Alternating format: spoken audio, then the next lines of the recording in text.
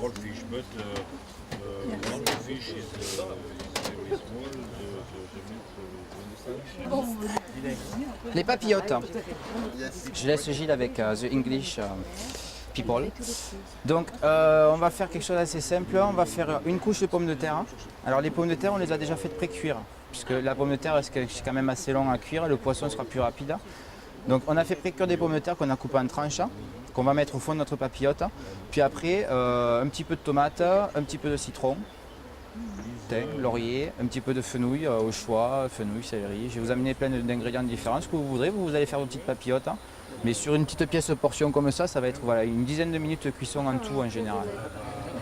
Donc je vais aller chercher les légumes et on va faire ça. Hop. Come pas la vache? Quand t'as pas la base. Voilà. Et puis t'as de l'eau, t'as pas la vache? Quand il n'y a pas la base, il y a le croquant. Allez. Hop, déjà ça.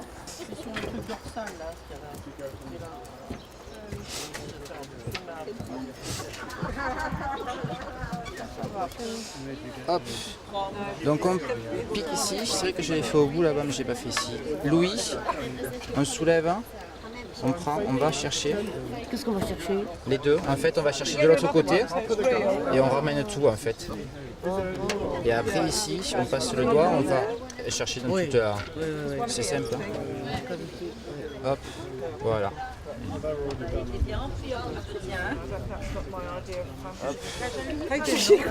Je vais chercher.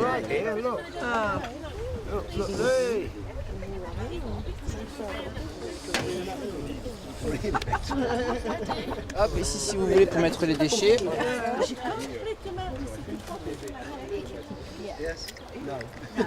Hop, it's good. Hop, alors en fait prenez-le ici. Là. Et là quand vous êtes là, vous pouvez tirer. Voilà, tout est parti, tous les viscères. Et puis quand on va le rincer, en fait, s'il reste des parties entre... tout va partir avec l'eau. Voilà, hop. Voilà.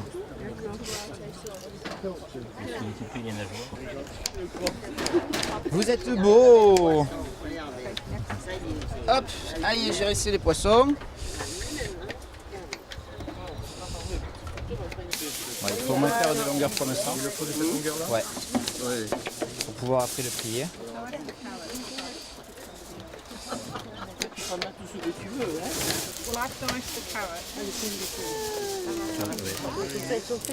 Oui. Alors, on peut faire attention au sens. Il y a un sens, effectivement, il y en a un qui renvoie la chaleur et l'autre moins. Ah bon? Voilà. Ah d'accord. Hein, en gros, donc on va mettre, alors j'en fais une, hein, je pioche un petit peu, je regarde pas ce que j'y mets. Hop, on va mettre du sel, poivre, un petit peu d'huile d'olive. Alors on peut y mettre un petit peu d'huile d'olive ou s'il y en a qui préfèrent la cuisine au beurre, on peut mettre un petit peu de beurre. Voilà, après c'est ouvert. Un morceau de citron. Alors ce que je fais moi en général, le citron, c'est que je le mets à l'intérieur. Parce que ça parfume très bien le poisson. Qui celui-là, on va pas le prendre de suite. Hein. Je vais aller.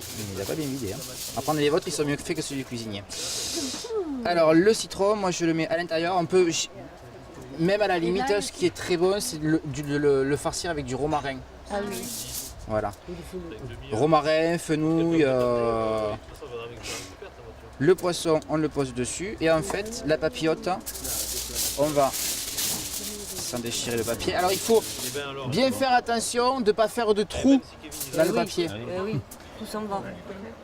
No hole. Je veux mettre le hole. Ensuite, on va le plier. 3 heures, mais...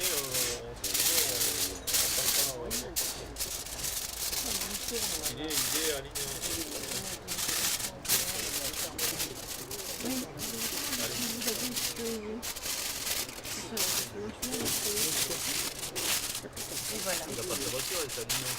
Voilà, une fois qu'on est là, on a déjà notre papillote qui a de l'air. Et cet air, en fait, en chauffant, va prendre de l'espace et en fait, notre papillote va monter. C'est pour ça qu'il faut de longues feuilles. Ouais. Parce que plus vous allez pouvoir le plier, plus ça va être hermétique. Parce que sinon, des fois, avec le papier aluminium, quand ça va gonfler, il va se défaire. La différence qu'il y a après avec du papier sulfurisé, c'est que le papier sulfurisé, on va mettre du blanc d'œuf. Et le blanc d'œuf va coller, en fait, ça va être fermé hermétiquement avec le blanc d'œuf. Là, comme on ne met pas de blanc d'œuf, on peut le plier. Plus on le plie, mieux c'est. Voilà, et ça, on le prend, hop, au four, quand ça commence à monter. Four préchauffé. De toute manière, il faut au maximum travailler toujours avec un four préchauffé. Toutes les cuissons qu'on va faire, mis à part quand on va faire, par exemple, les pommes de terre qui font avec des pareaux froides. Mais après, sinon, quand on fait une cuisson, n'importe quel style, n'importe quel produit, il faut toujours avoir quelque chose de chaud. Voilà.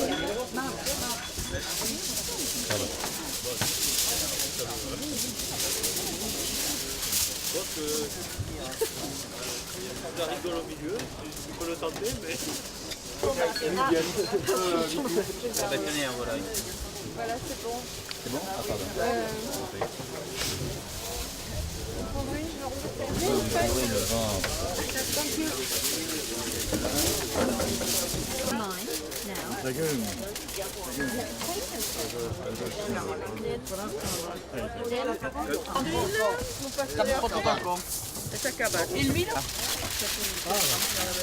Donc là vous êtes à Béziers dans le parc municipal qui s'appelle le Jardin de la Plantade avec le moulin de Bagnoles et nous sommes donc dans une guinguette qui s'appelle la guinguette du moulin qui est ouverte depuis 3 ans dans ce parc et qui est un petit peu comme le même principe des paillotes sur les plages. Donc on a une concession pendant 5 ans et la ville de Béziers qui nous met gracieusement donc, à disposition ce site qui est merveilleux, à 1 minute du centre-ville de Béziers, dans un endroit magnifique, plein de verdure, avec des canards, de l'air.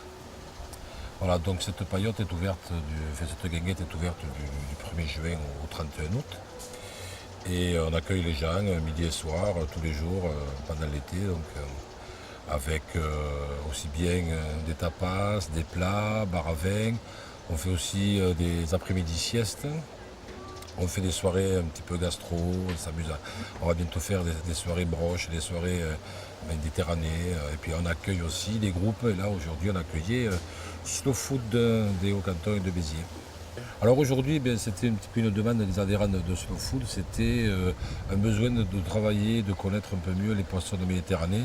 Et pas obligatoirement les poissons les plus connus, les plus nobles, que ce soit le loup, la dorade ou la baudroie. Là on est allé sur des poissons de saison, comme l'anchois, comme la sardine, des poissons donc méconnus parce que peu cher et les gens quand ils pensent que c'est pas cher, c'est pas très bon, ce qui est une grande erreur. Après on travaillait aussi le marbré qui est une sorte de dorade, le borabo aussi qui est un poisson qu'on retrouve beaucoup sur les côtes languedociennes, roussillon et catalanes.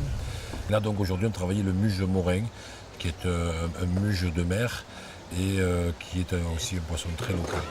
Donc le but c'était aussi de faire connaître ces poissons, pour ceux qui ne les connaissaient pas, et aussi de les travailler de façon différente. Et là évidemment ce qu'on a travaillé, on va le manger, donc on aura l'apéritif à base de vin, des vins de la région, des Vermentino, des petits rosés du Minervois, et après on va déguster ces plats, on va en parler autour de ces différents poissons.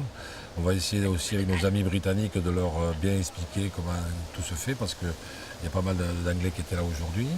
Et puis on mangera une salade de melon et de fraises à la menthe en dessert avec un muscat de Saint-Jean. Et après pour ceux qui veulent enchaîner sur l'assiette, il n'y aura pas de problème.